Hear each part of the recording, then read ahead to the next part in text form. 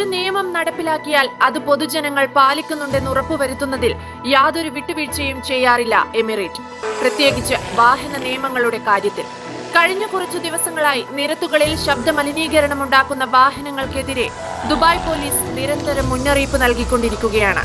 Residential ഏരിയകളിൽ മാത്രമല്ല, മറ്റേതു റോഡിലും ഉഗ്രശബ്ദമുള്ള വാഹനങ്ങൾ കണ്ടെത്താൻ ദുബായ് പോലീസ് പിടിമുറുക്കി കഴിഞ്ഞു.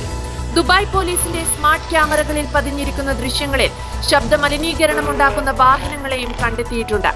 നേരത്തെ അനധികൃത വാഹന പരിഷ്കരണങ്ങൾ കാരണം വലിയ ശബ്ദത്തിനും ശല്യത്തിനും കാരണമായ 23 വാഹനങ്ങളും 3 മോട്ടോർ ബൈക്കുകളും 24 മണിക്കൂറിനുള്ളിൽ അൽഖവാനിജ് ഏരിയയിൽ നിന്ന് ദുബായ് പോലീസ് പിടിച്ചെടുത്തിരുന്നു.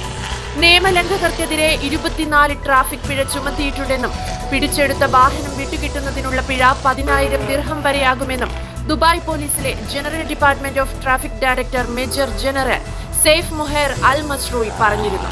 എന്തായാലും ശബ്ദമലിനീകരണം ഉണ്ടാക്കുന്ന വാഹനങ്ങൾക്കെതിരെ ശക്തമായ നടപടികളാണ് ദുബായ് പോലീസ് സ്വീകരിക്കുന്നത്.